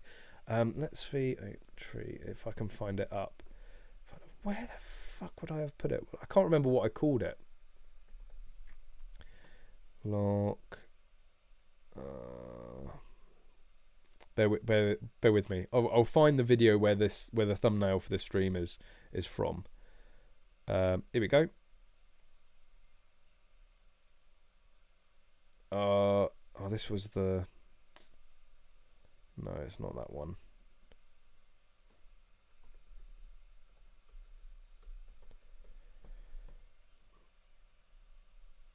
Why is YouTube so gash? Like, honestly, it's so frustrating trying to what threat? I can't remember what the video was called. I swear it was like it was like something like shooting handguns, handgats, or pistols. Pistol. Maybe I called it pistols. Right, this might be it. This might be it. Come on. There we go. My first time shooting my here you go. First time shooting pistols. Here we go. This is where the thumbnail's from. I swear I've talked about this and shown this on the channel before. Well, obviously I have, because there's a fucking video about it. So yeah, you want to talk about oak tree. Now it's loading, which probably means my no, it hasn't died. Good. So here we go. I swear I only showed this a few weeks ago. But here you go. So it's shooting pistols for the first time, LA trip. So I was in LA for work. We had a free afternoon, so you know what I did. I was like, you guys are welcome to come with me if you want, but I'm heading to a local range. And these guys were so cool about it. Like, I phoned up beforehand and I was like, is it okay if I come and shoot some guns? And they were like, we're a range. Why the fuck wouldn't it be? I was like, yeah, but I'm British and I'm not an American citizen. They're like, yeah, you're an American now, son. Like, welcome to the land of the free.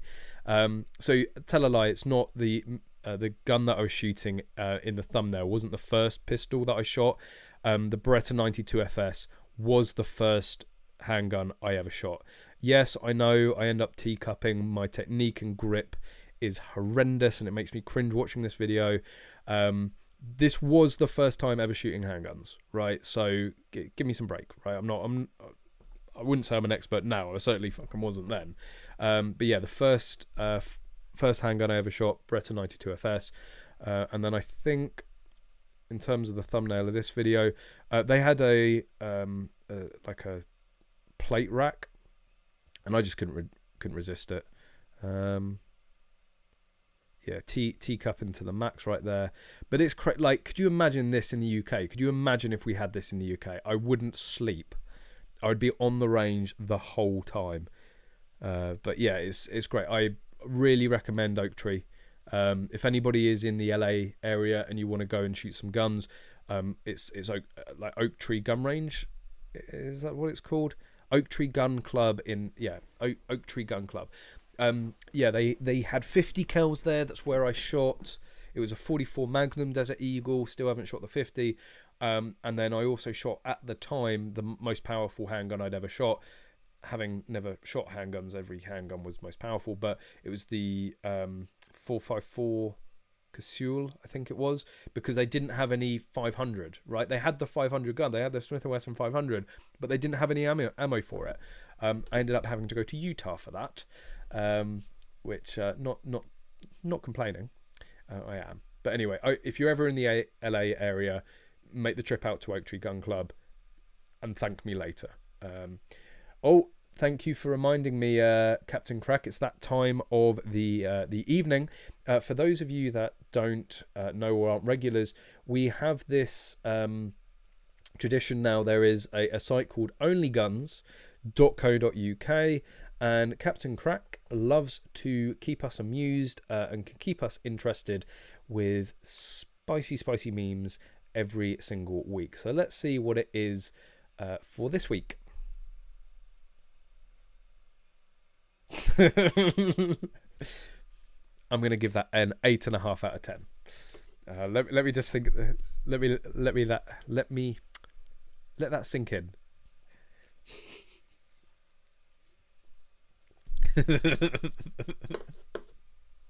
that literally is it, isn't it? What you doing, punk? It's not even a real. Like, it's a fucking air gun. It's an air pistol. You could have at least got one with the Olympic, like, rapid fire. Oh yeah, this is the funny thing, right? When you get all the fuddy-duddies at the NSRA, or at the NRA. Oh, no rapid fire. Literally a discipline in the Olympics called rapid fire pistol. Just hold on to that one. Oh yeah, guys, if you I haven't actually talked about them for a while, mainly because the fun's been a little bit destroyed. I mean, admittedly, we might have got a little bit carried away on the Discord at points, but it's not as fun. All my pictures get taken down. Ollie, can we get a little bit more loose on the moderating there? Can we have a bit more fun? Maybe have like the dungeon area. I just chain me up in there and I'll scare everyone away. Yeah, well, I'm a bit slow, all right, Captain Crack. But anyway, if you want an online community where you can ping questions and have general shooting banter, click the Discord link, right? So Ollie's just shared it there. Discord is generally an amazing little community that's been built and grown over the past few months.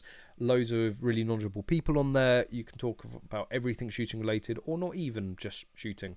You just go there for a bit of bants, really. Peter, hi Callum, just booked a UK cruise that stops at Belfast. My wife wants to visit the Titanic exhibition and I want to do some pistol shooting. Any advice about my wife not pistol shooting?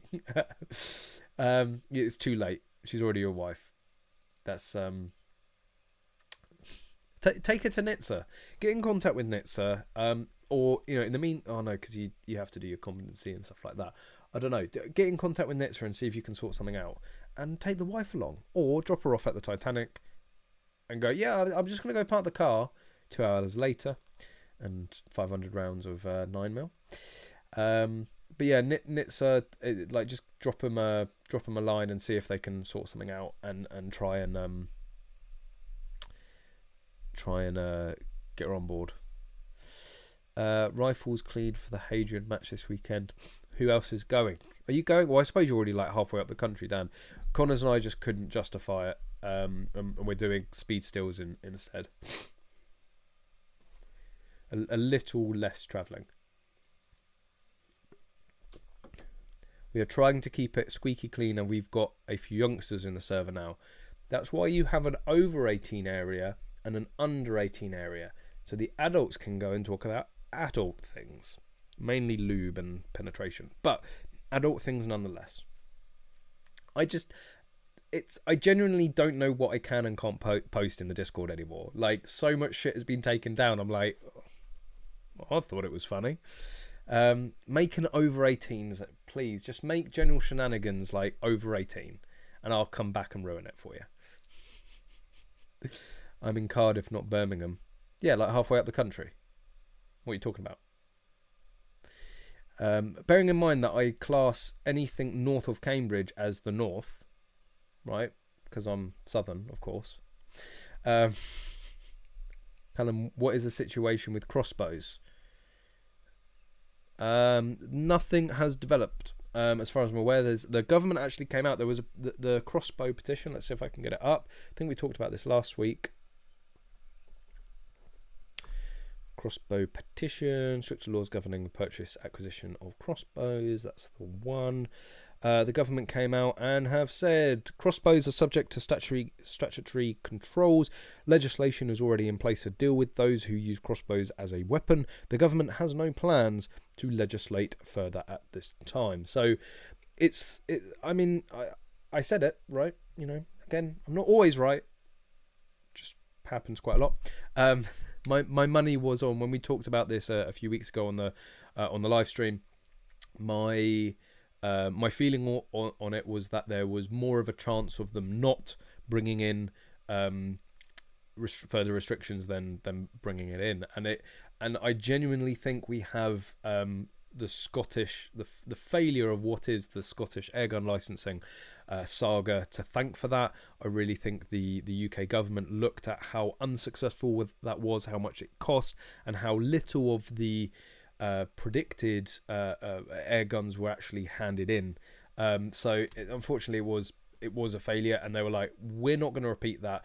And I think it's also due to the Scottish airgun license that we We don't have airgun licensing in the UK, in the rest of the UK, because they've used that as an example and gone, that really didn't work. So thank you, Scotland, for taking that bullet for us, or lead pellet as it were. But yeah, so as it looks, air guns and crossbows in the rest of the UK are okay. Can you still shoot clays off the back of a cruise ship? Legally, no reason why not in international waters. If they opt into over 18 section, then surely it's their problem. Exactly. Right? That's what, as long as they've tried. I know Discord are pretty, like, really militant in their in their way. Why don't you have like a members access, like a really like VIP lounge just for me? Why don't you have where you have to like provide ID? I know the whole point of like Discord is to be anonymous, but I know who half the people on there are, right? So it's not like, I know where most of them live. I can explain, right? But a lot of them are customers of Magload, right? I have access to their address, and it's legitimate. I promise. Half of you are not sleeping very well tonight. Yeah, like do something where you like verify someone's identity or verify someone's age, you know, like, and then have like an over 18s, and then we can let the chat flow again. Plus, I'll know it's safe from Hampshire Firearms, because they're definitely on the Discord. Like, there's no way they're not. Like, I know they watch this stream. Like, hi. There's been a few people that have confirmed that they regularly watch the stream. I don't know if they necessarily watch it this far into the stream. If they do, thank you. The channel stats much appreciate your attention and engagement. If any Hampshire Firearm stuff could hit the like button, perhaps that's what they're hitting the dislike, but if they could hit the like button as well, it's always appreciated. Worse than Canada, airsoft will be prohibited. That's not good. Callum, I'm writing a historical firearms book. It's about the historical aspects of how people felt and understood law at the time. I'm not boasting. Once I complete the work, can I share it? Share away. Share away. Not happy with the airgun licenses. Yeah, not a lot of people are. Like, even the government now are not happy with them. Is there a decent 9mm AR type rifle coming out now that Southern Gun lever release, Southern Guns lever release is gone? Daniel Smerald, I know where you live, Callum. Yeah, that's just because it's our little love nest, right, Daniel? You don't need to tell everyone else about it. Daniela, sorry, not respecting your pronouns, Daniela. I forget. Apologies. Is there any decent 9mm AR? I know Caliber Innovations are bringing a straight pull, or I've brought out a straight pull 9mm. Landtech sort of keep teasing about it. Why Southern Gun Company hasn't brought out a straight pull 9mm AR, I don't know. I'm not entirely sure if this is meant to be public knowledge, but there might be a Cotswold Classic Arms straight pull 9mm coming out. I can neither confirm or deny that there might be a Cotswold Classic Arms straight pull 9mm coming out, but there might be a straight pull 9mm AR coming out from Cotswold Classic Arms. Maybe. It's not for certain. You know where you live. That's good. Speak to the carer. They will help you into bed. My father has John Rigby and Rifle Co. Rifle. Nice. Very nice. Yeah. Awesome. Unfortunately, I don't English, please. I don't. I think Russians. I guess you're speaking Russians. The Russians are here. Quick. Run away. Nah, you're all right. You like guns. Like, we have a lot more in common with the Russians than people think, right? There's, yeah, guns, you know, and tanks and vodka. No gas semi-auto allowed in your country. Depends on the muzzle energy. I can't remember what I can't remember what the muzzle energy minimums or maximums are, but I don't know. Hi Callum, when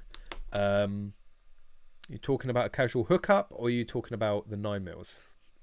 I don't know. The thing is with if you're talking about the Cotswold potential, can neither confirm nor deny potential. Like after all this, I've probably got the wrong end of the stick and it's not coming, but I have heard rumours. If Cotswold Classic Arms is bringing out a straight pull 9mm AR, Otto does not release anything until it's ready, right? And he is very, very particular about what he sells on. That's why we rave about the battle arms that he makes and the L119. They are superbly finished guns and highly, highly reliable. And he won't release it until it is like 101% reliable, basically. So his standards are very high. That's why it was taking so long with the CZs, because he was making sure they were absolutely perfect. And I think there's still testing that he needs to do on them. So I honestly don't know.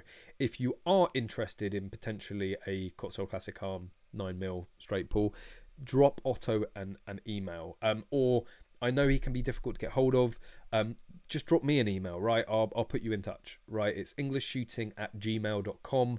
You can always drop me, like, any of you can drop an email like that. If you ever have any questions, you know, bear in mind that, like, Magload does take up a lot of my time, and then in between that I've got to film and edit videos and manage the site and have a life, and I'm house hunting and I have a fiance and all that. So sometimes it can take a little while for me to get back to people on email, but I will get back to you. Like every email or comment I see, I still scroll through all the comments on the channel. Comments I will at least read at the bare minimum, but if you take the time to send me an email, I will take the time to reply regardless of what it is. So if you're interested in about a particular gun and you want me to put in contact with, say, Otto, or point you in the right direction, happy to do so. If you have a question about law, if you find yourself in a sticky situation, not like that, well, maybe like that. High-res photos though. Pics where it didn't happen. You can always drop me an email. I'm always more than happy to help. I have a life. I know it is hard to believe. Right, how do I do it? You obviously haven't seen the video of a Battle Arms at Silverstone Jam-O-Matic. That's because it was at Silverstone and probably came into close contact with a Chris Vector. I don't know. I can neither confirm nor deny. I wasn't there. I didn't see it. At the end of Stephen, I remember responding to your email. I would check your junk folder. You obviously haven't seen. Oh yeah. So, well, my experience with the Battle Arms has been absolutely perfect. I ran it through speed stills. There was one dud round, and I genuinely think it was both myself and Connors were putting it down to the round. The gun ran flawlessly for Connors the whole day, and I just had that one round that didn't. It wasn't even a light strike; it just didn't go off. I think it was probably out of spec. It took a little while to come out, but apart from that, the gun ran flawlessly. When I reviewed the Ambi, again, I've like straight out of the box, like brand new gun. Again, thank you. I actually met the guy who has the customer that very graciously allowed me to molest his gun before he had the opportunity to, and yeah, he was using that at the speed stills. But yeah, the Ambi fresh out of the box was running beautifully. That's just my experience. It's a 2.2, they can all screw up. Yeah, I mean, like, no gun is 100% reliable. Just in my experience with the Battle Arms, they've been absolutely fantastic. Thanks, Callum. I've got my compensation. Oh, your compensation for your 9mm lever release, and it's burning a hole in my pocket. I need more guns. Just get in contact with Otto. He will help that burning hole. Probably like that, yeah. Silverstone was a mag problem. So again, like the thing is, the 1522 magazines are both like the best and the worst magazines in the world, right? They are some of the most reliable and consistent, but they wear out. They are plastic feed lips. They split. I've only had one split, and I still have the original magazine that came with the gun when I bought it.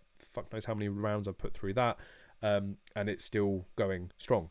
But yeah, they tend to either separate and split, and then they are completely fucked, or what ends up happening, and this is maybe something to look out for on it. You know, the round should sit flat in the in the lips. If it starts to, this is like, why the fuck do I bother? If it starts to rise from the lips, you got an issue. It needs to sit flat in the lips. I think we're all clear on that, right?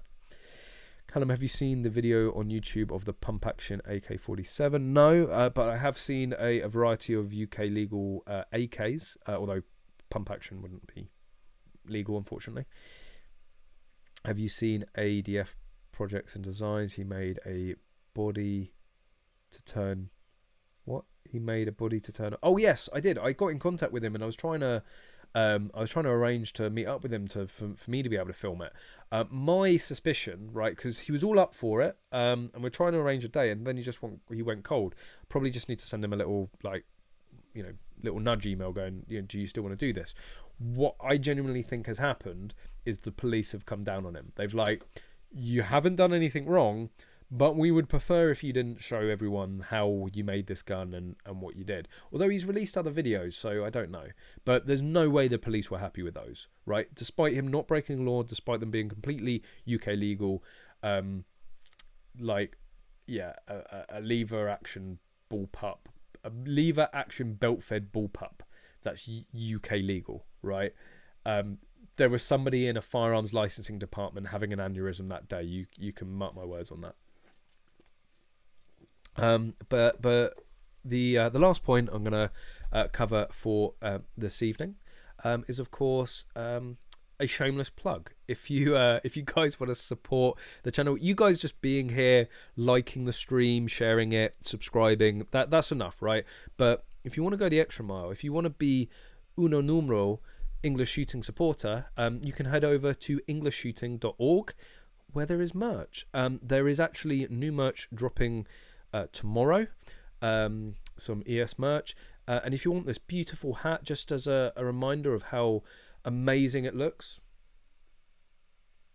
you too can be this stylish, right? If you are interested in looking this fucking fantastic, then go on to EnglishShooting.org, and you can pick up the cap, you can pick up some patches, stickers, magload stickers and hats and patches. That's because, there's a lot more swag from magload, but I'm trying to change that, and I was in talks with another supplier today to get some t-shirts made, and some more patches made, but yeah, I've got some English shooting sticker coming tomorrow. Very excited about it. You'll see it on the and yes, it is Sticky Bolt.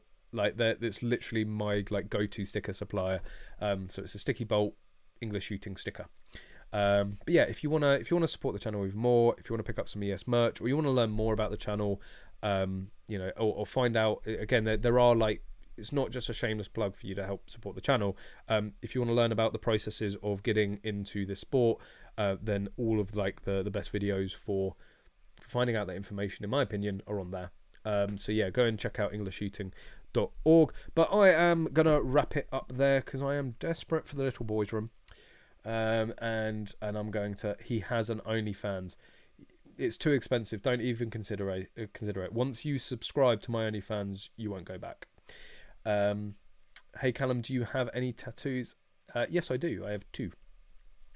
And no, you're not seeing them.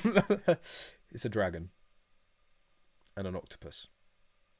You don't want to see them. Anyway, I am going to leave it on that pleasant note. I tend to do this all the time. On that gruesome note, don't forget, hit the like button, share it, tell your friends about the channel, subscribe. I promise you it's worth it. Honestly, promise. Yeah, and we do this every single week, 7:30 UK time. Every week we talk about a main topic and then all the that week's shooting news and topics and general shit. But yeah, I'm gonna go to Little Boy's room, probably grab myself another brewski.